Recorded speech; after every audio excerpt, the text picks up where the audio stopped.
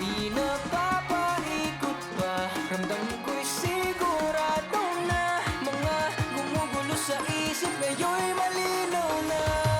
You're my love. Ikaw ang paralo. You're my love. Sagot sa kalungkot. You're my love. So, ang paborito niyang prutas, rambutan. At mukhang ang paborito niyang pagkain ay ihaw-ihaw sa hepaline.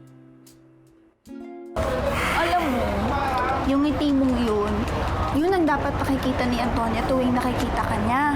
Kasi sure ako, pag nakita ka niyang nakangiti, makikipagbalikan na yun sa'yo kasi manulusaw puso nung pag nakita ka niyang nakangiti. Halang ka panigay! Huwag ka nga salpot ng salpot! Ano yan? Gusto mo malaman? May mga pailaw ba? Ba't ka may comforter? Basta nga. Tatag mo. Higa. Higa. Ready ka na? Ready ka na? Bibigyan ako ng 3, ah. 1, 2, 3! Wala akong masamang balak ito! Oh, try mo. Orion, beat your shower. Hinansan ng hilis kami. Imaginin mo, huling beses natin nakita sa hiling noong 1986. Pero hanggang ngayon, ramdam na ramdam pa rin natin siya. Coffee. Parang hindi ka antokin sa klase mo mamaya. Paano mo nalamang nagpuyat ako kagabi? I just guess kasi nakita ko ngayon na humikab ka. Halika, sumabay ka na sa akin sa school. Ako ang boyfriend. You mean fake boyfriend? I understand you're trying to protect Florence, but this is getting ridiculous. May agreement kami ni Florence. At payag siya to help me. Kaya huwag ka na makialam. Teka lang naman po. Wala naman dapat ganun na sakitan. He's my father! Still, Camille. Kahit tatay mo siya, wala siyang karapatan para saktan ka ng ganun. Ikaw, huwag kang makialam. Away pamilya ito. For your information, the girl you're messing with is also a Pharrell. I suggest you back off, Mr. Villarico. Sir, please. Huwag na tayong gumawa ng desisyon na pwede natin pagsisihan. Don Rogelio, again, sorry po kung hindi ako nakarating sa meeting natin. May nangyari kasi kanina. May trouble sa school si Camille. And to make matters worse, nakakompronta ko po yung mga apo ni Don Ferrell. Talaga? Yes, sir. At sinimula nung babaeng Ferrell, sir. Babaeng Perel?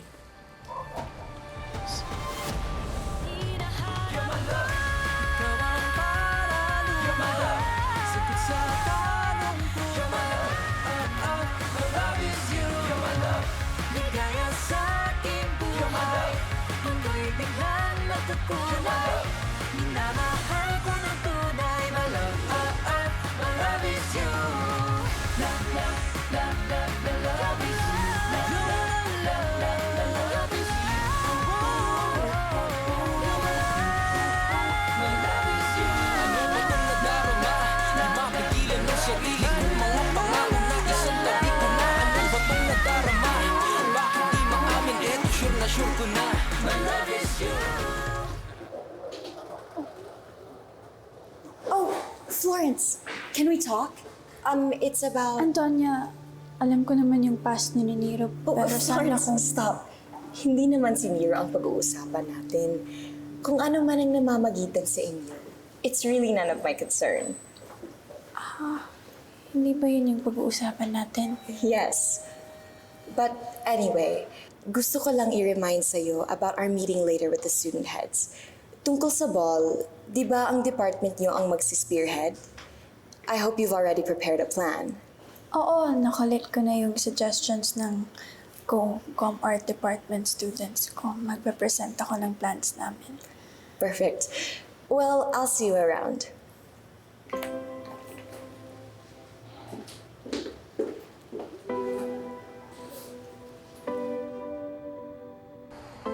Babaeng Perel? Yes, sir. May babaeng Ferrell sa GU. Are you sure? As far as I know, walang babaeng apo si Garpidio. Well, those boys claim that she's a Ferrell. But It's the least of my concern. What worries me is that baka pag-initan tayo ni Don Ferrell. In the middle of our confrontation, sir, isa sa mga apo ni Don Ferrell ay tumawag sa kanya. And I'm so worried, sir. Dahil yung highway project na ibinigay niyo sa akin is dealing sa isa sa mga properties ni Don Ferrell. Kailangan maayos natin ito. Cannot afford another delay in this project. Ano pong gagawin natin, sir? Let me handle this.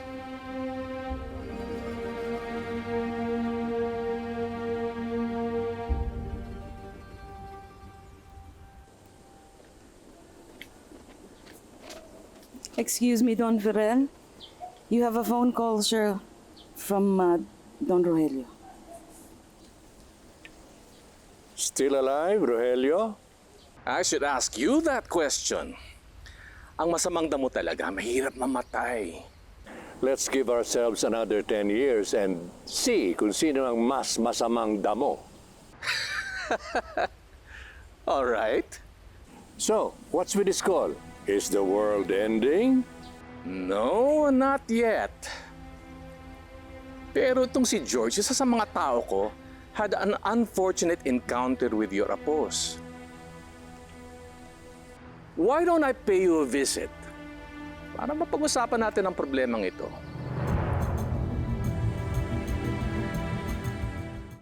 Welcome, everyone. I am excited sa big projects with all student reps.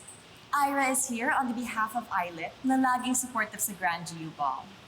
And dahil sa disaster hosting ng philosophy department, I'm sure anything na gawin natin this year will be a success. So, let's turn it over kay Florence, Communication Arts Representative. Sila ng kanyang department ang punong abala this year. At sa history ng mga Grand Ball, ComArts ang may pinaka-memorable at may pinaka-malakas na impact. We set the standard. So let's hear it from Florence. Actually, kinumpile ko lahat ng suggestions ng student leaders ng aking department. Bawat ito representing a student organization under communication arts. And it was fun kasi for the first time, lahat nabigyan ng chance para magbigay ng suggestions. At nakinig talaga si Florence sa bawat isa sa amin. Siyempre naman, unang-una, merong nag-suggest na parang gawin natin tong Coachella Music Festival. That's nice. I've actually been to several Coachellas, and kung mag-replicate natin ang atmosphere, that would really be amazing. Not to mention singing and dancing to our favorite music. Singing and dancing. Okay. Next suggestion, Libal de Debutant. Meron ding nag-suggest nun. Ay, I prefer that. Sa mga friend, ako naka-attend ng ganyang event sa Paris. That's really interesting. Hindi siya ganun kasi. Pero, well-executed and well-choreographed ang event. Next suggestion, meron namang nag-suggest na gawin natin parang El Balo de Dudes. Masquerade Ball! Yan ang masaya. Masaya kasi matatago mo yung tsaka mo mukha. But Florence, ano ngayon ang napag-decision mo? Actually, yung totoo, lahat naman magaganda yung suggestions, di ba? Pero ang sa akin, kahit naman anong gusto ng body na to, we can go for that direction. Ang gusto ko lang sana ay magkaroon ng mas malalim na meaning yung ball natin this year. So, anong ibig sabihin mo by that, Florence? The ball should be more than our fancy dresses, ornate venue, mamahaling pagkain. Gusto ko sana gawin natin fundraising para sa mga communities na nangangailangan. Kasi kaya naman talaga nating mag-mount ng simple ball lang, pero kung talagang gagastusan natin siya ng mahalagang pera, ganun kalaking halaga kasi nga grand ball ng GU, sana wag natin i-take for granted yung mga reality na hand to mouth kasi hindi naman lahat katulad ng karamihan dito sa GU na well off. May mga kumakayod araw-araw para makakain yung pamilya nila. So kung ako yung tatanungin nyo, gusto ko sana simple but elegant. Fun, pero may meaning outside our university at may matutulungan pa tayo.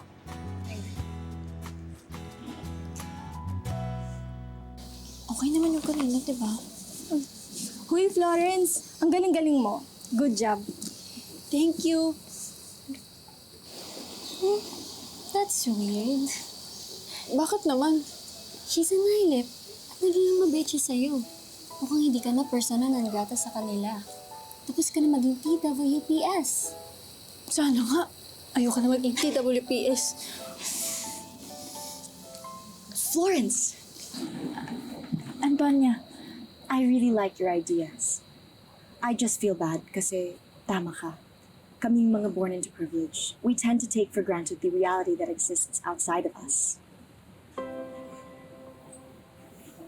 Hindi pa naman huli ang lahat. More or less, meron pang mga 10 years sa mga kapitalista to save the planet, our world. Kung hindi, patay tayong lahat. I equally love your sense of humor. We should discuss details the next meeting. I have some ideas that we could use sa ball. It was really nice talking to you. I'll see you later.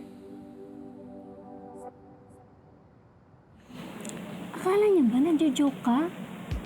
Hindi ba siya aware sa recent IPCC report? If wala talaga tayong gagawin, mawawala na talaga ang Earth? O bakit? Nagigilty lang ako. Sa alin? Sa tungkol sa inyo ni Nero? Florence, wala na sila ni Nero. At kayo na ngayon. Parang nakamove on naman na siya. Basta, tsaka ako na lang ikukwento sa'yo ng buo. Alin? Basta, tsaka na lang.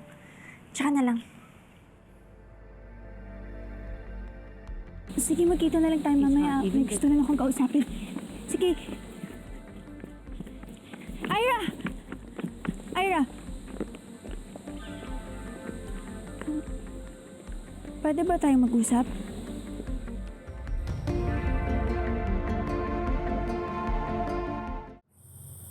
Ano kailangan mo? Are you here to gloat? Mag-celebrate na miserable kami ni Camille? Hindi. Actually, gusto ko makipag-usap sa inyo. Gusto ko kayong kamustahin at gusto ko rin kamustahin si Camille. You guys, go ahead muna.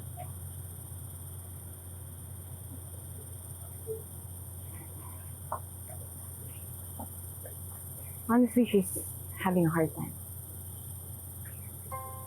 She got suspended, kaya last thing I heard is galit na galit yung tatay niya. Kung kilala mo lang yung tatay niya, Florence, you won't believe what he's capable of. Hindi. I believe you, Ira. Kahapon papasok pa lang ako sa school. Nakita ko si Camille, sinasaktan siya ng tatay niya. That's expected. I've known for years na abusive yung daddy ni Camille. Gusto niyang lagi nasa top si Camille, kaya konting mali sampalagad yung abot ng friend ko. I remember the first time I met her. 11th place!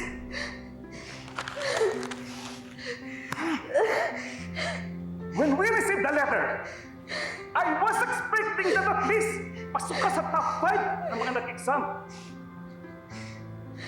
11th? How come? Hindi ka nakapasok sa top 10. Dad! I'm so sorry. You're nothing but a big disappointment. I'm so sorry, Dad.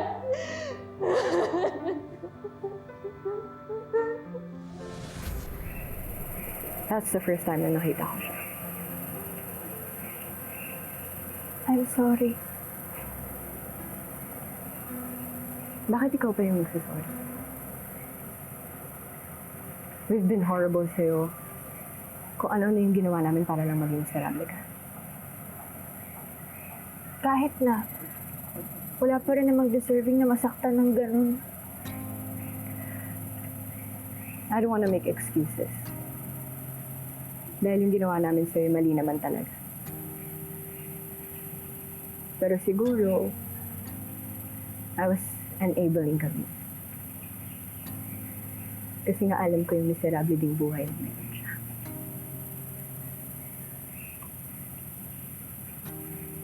And I'm so sorry for that, Florence.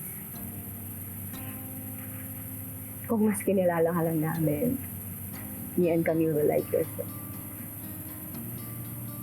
Pero wala eh. Hinusgahan ka namin. And worse, may feel na hindi ka belong sa mundo. Okay lang yun. Never too late naman, di ba, para maghiling magpatawad. Kaya nga gusto ko itang makausap eh. At gusto ko rin makausap si Camille. Sure ka ba?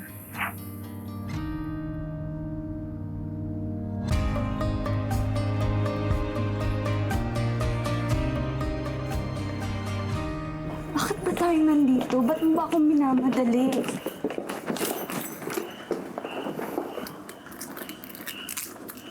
What is this, Ira? Is this a trap? Pinapunta mo ba ako dito para pagtawanan niya ako? Para pagkaisahan ako? Camille, hindi. Then para saan to? Is she doing a vlog for bullies? Hindi, Camille. This is us showing you na naiintindihan namin kung anong pinagdadaanan mo ngayon. Gusto ka namin i-assure na kung ano man yung pinagdadaanan mo, andito kami para sa'yo. At kung kailangan mo ng tulong, handa kaming tulungan ka kahit ano pa yan. Why are you doing this to me? Bakit ang bait-bait niyo sa akin? After all nang ginawa ko sa inyo. Kasi Camille, naniniwala ako na lahat ng tao deserve ng second chance. Maliban kay Hitler, pero ikaw, deserve na deserve mo yun. Bakit ang bait-bait niyo? Nakakainis kayo eh.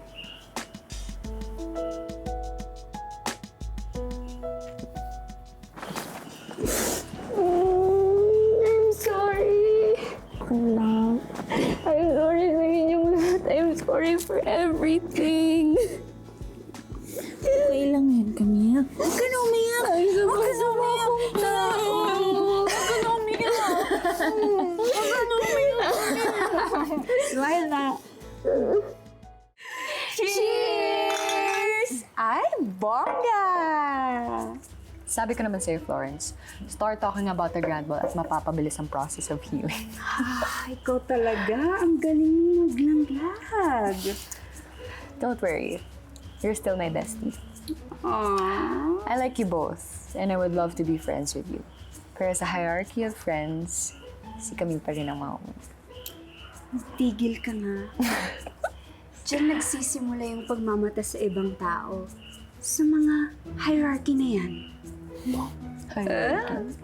Change person! Yeah! Alam ko lang, pag nabalitaan ko na naman na nagpapakabit siya at bully kayong dalawa, yari kayo sa akin.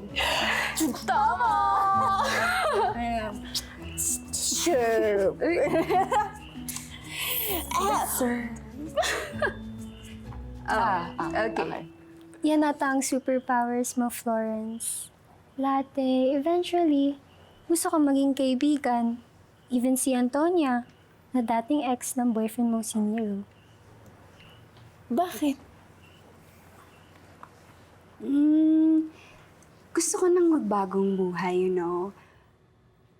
Ayoko nang magsabi ng mga masasamang words sa ibang tao. Pero Florence deserves to know. yeah. Hindi naman sa gusto kong manira. Pero be careful of Antonia. Bakit naman? Well, she's the real deal, Florence. I mean, I admit that I'm not a good girl. I'm an in-and-out bitchesa. But Antonia, parang may tinatagong ibang persona. At yun yung mas nakakatakot. She's the queen bee. Sa palagay mo ba, basta-basta papayag ang Reyna na makuha mo ang pagmamay-ari niya?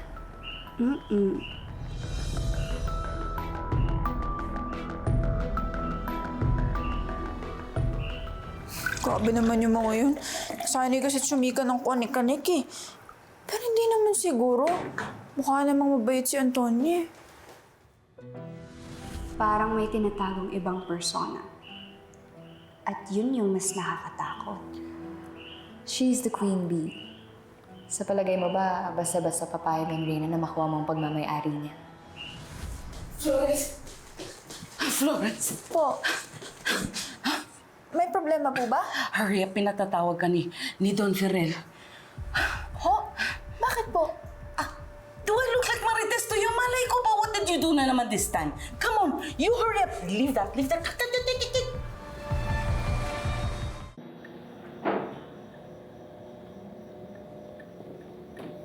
Excuse me, Don Ferrer. Andito na po si Florence. Lola Carp? So, you're Florence de la Cruz.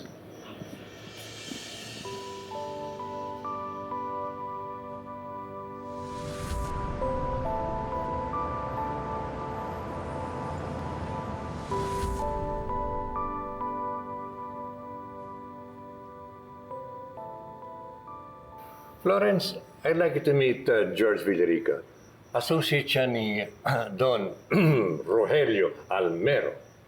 And this dashing I gentleman am here. Rogelio Almero. This guy George claims na inatake mo daw siya. Is it true?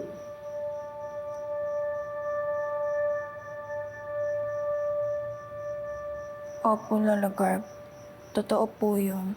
So it's true. Sinipa ko po siya sa... Beep. Beep, beep. Unang-una, bakit ka nakialam? He was talking with his daughter. And then when he asked you to leave them alone, you kicked him there. Very disrespectful, Florence. I cannot tolerate such behavior. Cannot be.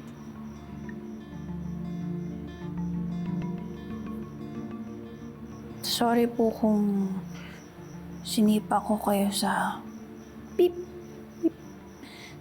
Pero Lola Carp, kung kailangan ko pong gawin yun ulit, gagawin ko yun ulit. Ano? Uulitin mo pa yun? Why? Dahil sinasaktan po niya yung anak niya, physical. Fake news po yung nakarating sa inyo na sinaktan ko na lang po siya ng walang sapat na dahilan. Pinagtatanggol ko po si Camille. At yun po yung tinuro sa akin ng nanay at tatay ko, Lola Carp. Pag may nakita na po akong inaapi, kailangan kong tumulong.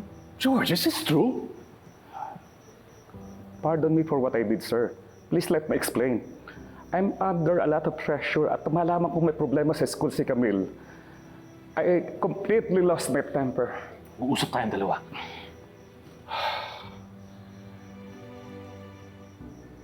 What you did is admirable, Iha. I commend your courage for standing up for others. Ramdam ko agad siya si Celestina ang nawawala kong apo. Son, I think I have found your daughter. Nahanap ko na si Celestina. What? Yung on and off battle between me and Rogelio goes a long way back. And it's not just about politics. Don't tell me, look. Nagkaroon din kayo ng competition sa love. Yup. Florence? Yan! Look, Florence, I'm sorry that we met under unfortunate circumstances. Naiintindihan ko naman po. Wala kayong dapat ipag-alala. Oh, but look, what do we have here? Paborito mo rin ba si Mang Henry? Yung chicken ni Mang Henry? Kayo rin po ba? Favorite nyo yan? Actually, hindi ako nag-discover ng lugar na to. It was my daughter-in-law, Aliana. It was suggested to me by my friend who owns an IT company. He sent me a computer graphics expert. Tingnan mo. That is the rendered picture.